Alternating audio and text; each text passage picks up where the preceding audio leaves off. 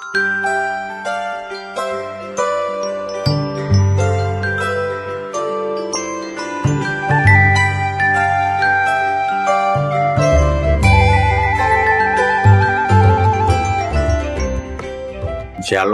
selamat pagi Sobat GPIB dimanapun berada. Jumpa lagi dalam program Morning Call GPIB bersama saya Pendeta Sakarias Martin Tuarisa selaku Pendeta Jemaat di GPIB Petra Bogor. Saat ini kita akan merenungkan firman Tuhan, namun sebelumnya mari kita berdoa mohon bimbingan Roh Kudus. Kita berdoa. Kami bersyukur kepadamu ya Bapa untuk hidup yang Tuhan yang Kau anugerahkan bagi kami. Pagi hari ini kami boleh bangun dari istirahat kami dan akan mengawali seluruh tugas tanggung jawab pekerjaan dan aktivitas kami di pagi hari ini. Namun kami hendak mendasarinya dengan kebenaran firman-Mu.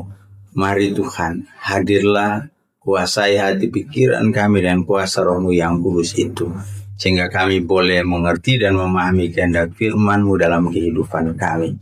Mari bersabda ya Tuhan, kami siap untuk mendengarkannya. Amin. Sobat GPIB dimanapun berada, kita akan merenungkan firman Tuhan di pagi hari ini, di mana firman Tuhan kita terambil dari Injil Yohanes pasal 1 ayat 35 sampai 42, demikian firman Tuhan. Keesokan harinya Yohanes berdiri di situ lagi dengan 2 orang muridnya. Ketika ia melihat Yesus lewat, ia berkata, "Lihat, inilah anak domba Allah." Kedua muridnya itu mendengar apa yang dikatakannya itu. Lalu mereka pergi mengikuti Yesus. Namun Yesus menoleh ke belakang. Ia melihat bahwa mereka mengikut dia lalu berkata kepada mereka, "Apa yang kamu cari?" Kata mereka kepadanya, "Rabi, di manakah engkau tinggal?" Ia berkata kepada mereka, "Marilah dan kamu akan melihatnya."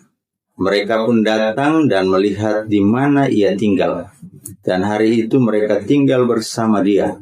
Waktu itu kira-kira pukul 4. Salah seorang dari keduanya yang mendengar perkataan Yohanes selalu mengikuti Yesus adalah Andreas, saudara Simon Petrus. Andreas mula-mula menemui Simon saudaranya, dan ia berkata kepadanya, "Kami telah menemukan Mesias." Ia membawanya kepada Yesus. Yesus memandang dia dan berkata, "Engkau adalah Simon anak Yohanes. Engkau akan dinamakan Kefas," artinya Petrus. Sobat GPIB yang berbahagia dan yang dikasihi oleh Tuhan kita Yesus Kristus, mengetahui dan mengenal adalah 2 hal yang berbeda. Mengetahui berarti kita hanya berdiri di jarak yang cukup jauh. Tapi mengenal adalah bagaimana kedekatan kita. Artinya kita dengan tokoh yang kita tahu tadi sudah tidak lagi sekedar tahu, tetapi kita mengenal. Nah, proses perkenalan itu tentunya dilalui dengan kesadaran. Nah, bagaimana kita mau berusaha mengenal seseorang? Pasti karena ada hal yang istimewa di dalam dirinya. Nah, ketika Yohanes Pembaptis memperkenalkan kedua muridnya kepada Yesus, apa yang menjadi istimewa sehingga mereka mau mengikuti dia? Yohanes memperkenalkan Yesus sebagai anak domba Allah.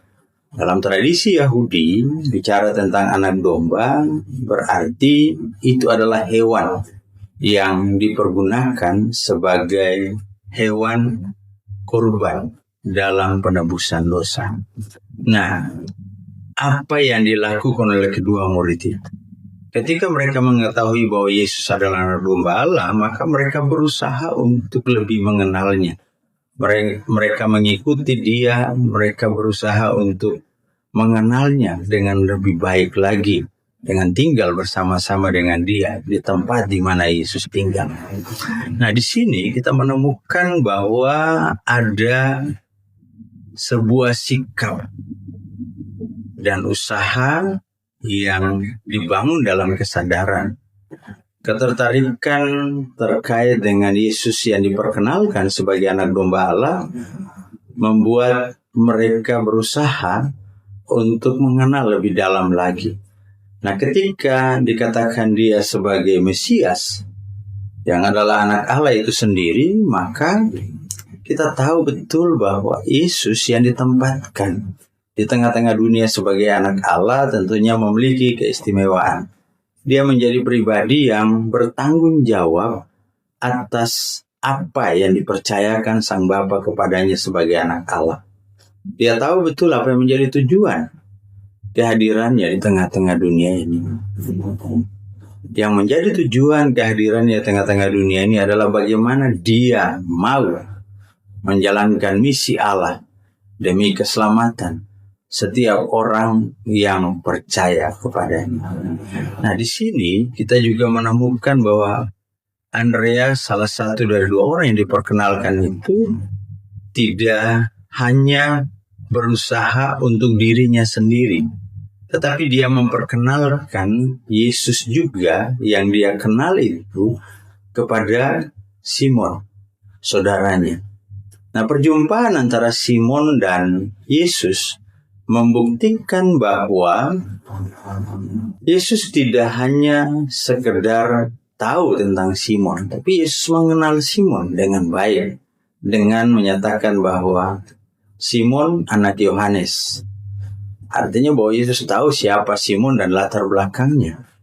Nah, disinilah sering kita sebagai orang percaya terjebak dalam cara berpikir kita. Kita berpikir bahwa sebagai manusia yang berdosa, Allah tidak mungkin untuk mengampuni kita. Tetapi yang harus kita ketahui bahwa tujuan kehadiran Allah karena dia tahu betul kelemahan dan keterbatasan kita manusia. Allah jauh lebih mengenal kita daripada kita mengenal diri kita sendiri. Bahkan Allah tahu bagaimana caranya supaya kita bisa menjadi pengikutnya. Hal itu ditunjukkan ketika dia berdialog dengan kedua murid Yohanes Pembaptis tadi. Pada saat mereka mengikuti dia. Dan dalam dialog itu dia membuka kesempatan yang begitu luar biasa. Ketika mereka bertanya, di mana engkau tinggal? Dan dia mengajak mereka. Ini jelas bagi kita bahwa Allah tidak akan pernah membiarkan kita ada dalam pergumulan dosa kita sendiri. Terlebih kita sebagai orang percaya. Karena kita tahu bahwa kelemahan dan keterbatasan kita itu kita tidak akan mampu mengatasinya. Tetapi niat dan keinginan kita untuk menjadi pengikut Kristus, untuk mengenal Kristus sebagai Tuhan dan Juru Selamat bagi kehidupan kita, adalah bagian yang penting bagi kita sebagai orang percaya. Kita bersyukur bahwa ada kesempatan yang Tuhan berikan bagi kita.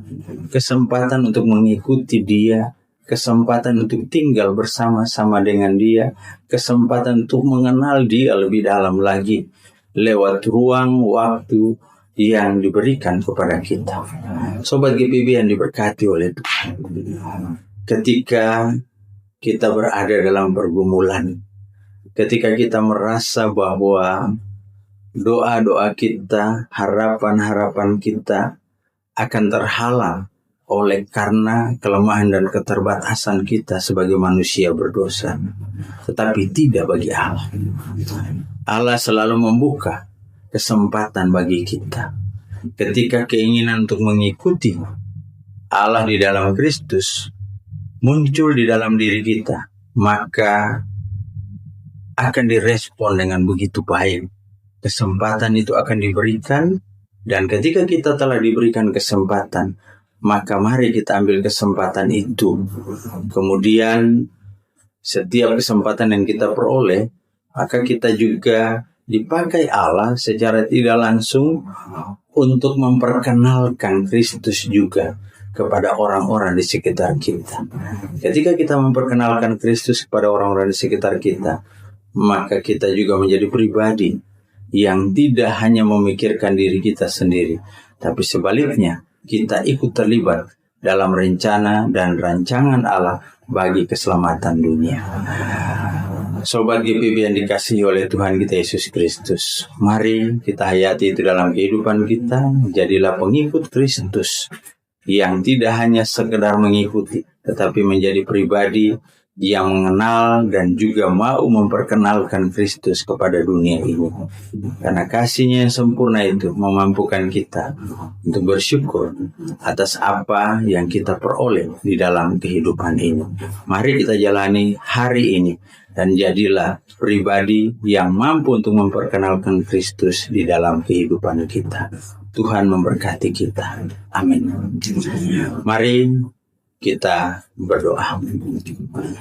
Kami bersyukur dan berterima kasih ya Tuhan untuk firman yang kami renungkan bersama, bahwa sebagai orang percaya, ketika kami ragu dalam iman dan percaya kami, maka kami punya Tuhan yang selalu membuka tangan, yang selalu memberikan kesempatan untuk bersama-sama, untuk mengenal, untuk memahaminya di dalam kehidupan kami.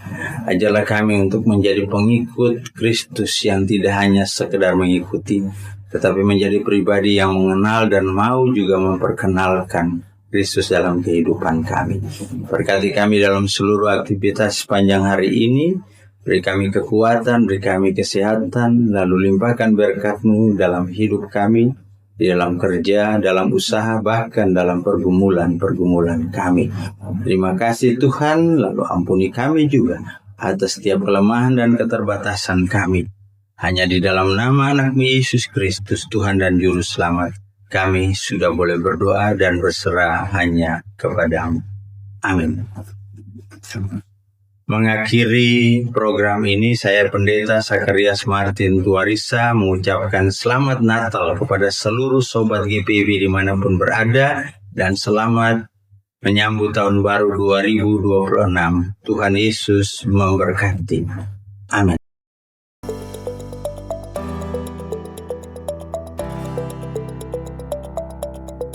Halo sahabat GPIB, tidak terasa kita akan segera memasuki tahun pelayanan yang baru tahun 2026 nih. Untuk membantu kita dalam melangkah dan mewujudkan asa dan harapan sebagai gereja dan umat Tuhan, maka apa yang kita perlukan sudah tersedia loh dalam agenda kerja GPIB 2026. Apa saja yang bisa kita dapatkan dalam agenda ini? Di dalamnya kita dapat mengetahui yang pertama, kalender gerejawi sepanjang tahun dan hari-hari penting nasional. Kedua, simbol-simbol liturgi GPIB dan pemaknaannya.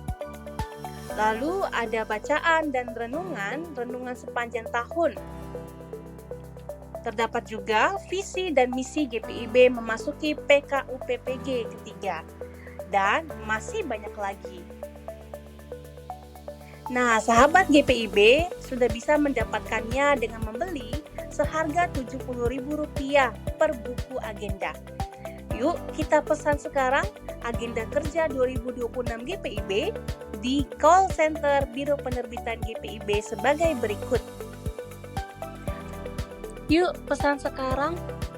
Sekian informasi dari kami. Tuhan Yesus memberkati.